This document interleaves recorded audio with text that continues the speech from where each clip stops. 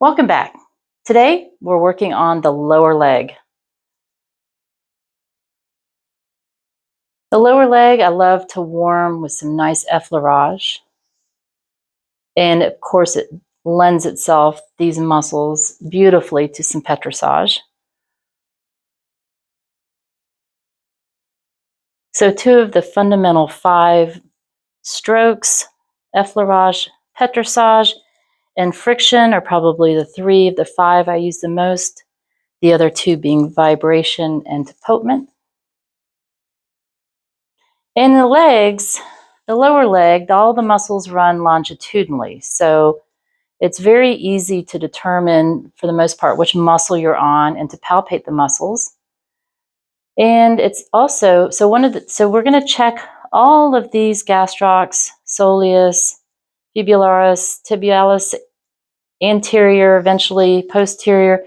And we're just going to check them by just taking a tool. I like to brace my thumb here.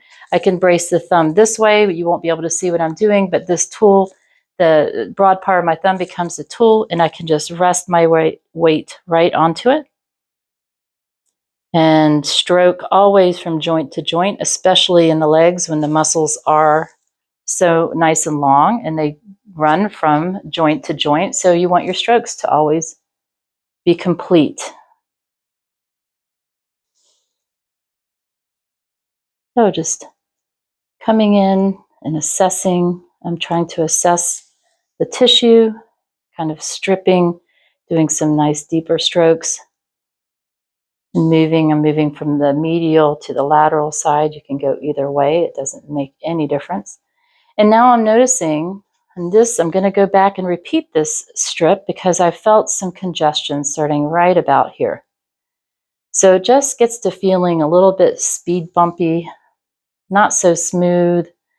And these are the areas that you want to go back and repeat some of these nice deeper strokes a few times over and over to help move the interstitial cellular fluid, to move the blood, to move the lymph, and to bring in that fresh blood and oxygen here so that tissue can release and become healthy.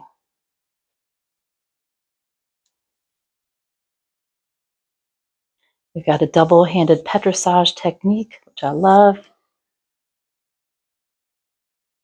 You can take and angle both of your thumbs, using that stiff thumb right down the center of the gastrocs, getting into the soleus, which lies right beneath them. And you can also take, and instead of pressing down in compression, we can just take and lift up. Just take a big handful of those gastrocs, squeeze, and then pull up towards the ceiling. Almost like you're taking chicken off a bone. And just give it a nice compression till you feel the tension between your fingers, between your thumb and your fingers. And then just kind of work it. It's almost like you're working clay.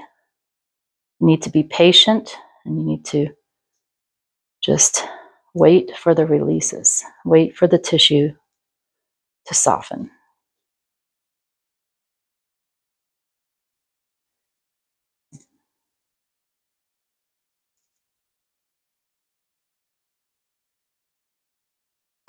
And last but not least, this calcaneal tendon, which used to be known as the Achilles tendon, is notoriously tight on most people. So it really feels good to get in there and just really work that tendon. Put some S curves into it, maybe a C curve, and just work it back and forth to loosen that tendon up.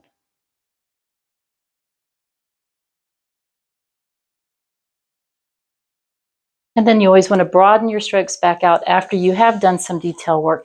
And if you need to shorten these muscles to access, to get in there and treat some of these tighter areas, I usually just take my leg, put a little bit more of a bend in the leg here, and come down, find those areas of tension. And I might find the one that I feel is the most tight, the biggest one, and hold.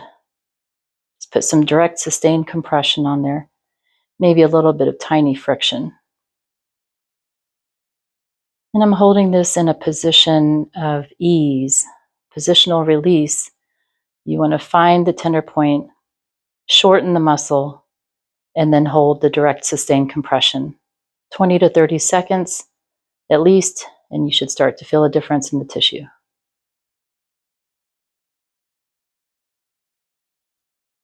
And then again, after we're done the treatment, we broaden the strokes back out.